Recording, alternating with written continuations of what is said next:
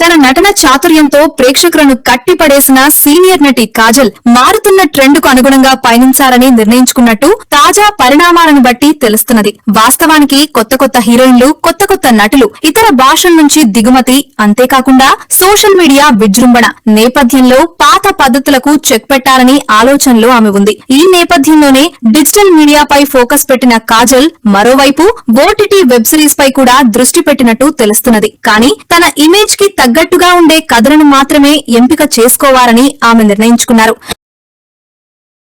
దశాబ్దాలు గడుస్తున్నా అదే క్రేజ్ ను, అదే చరిష్మాను కాపాడుకుంటూ వస్తున్న స్టార్ హీరోయిన్ కాజల్ ఇప్పుడు రూటు మారుస్తున్నారు.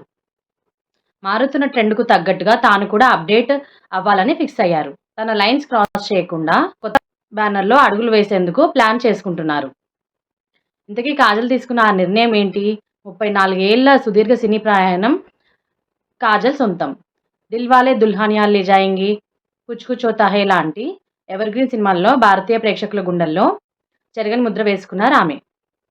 కమర్షియల్ సినిమాల్లోనూ నటించిన నటిగాను మంచి పేరు తెచ్చుకున్నారు. ప్రజెంట్ సినిమా మేకింగ్ నుంచి ఆడియన్స్ టేస్ట్ వరకు అన్ని మారిపోవడంతో కాజల్ కూడా రూటు మార్చాలని ఫిక్స్ అయ్యారు.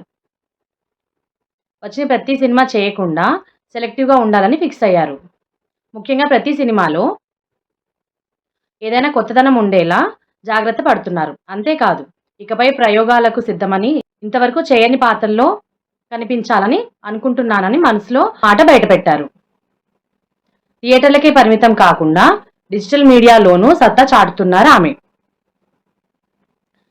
త్రిభంగ, ది ట్రయల్ లాంటి ప్రాజెక్టులలో ఓటీటీలో కూడా మంచి సక్సెస్ అందుకున్నారు. తనకు సూట్ అవ్వదు అనుకుంటే ఎంత మంచి క్యారెక్టర్ అయినా, ఎంత భారీ సినిమా అయినా మొహమాటం లేకుండా చెప్పేస్తున్నారు.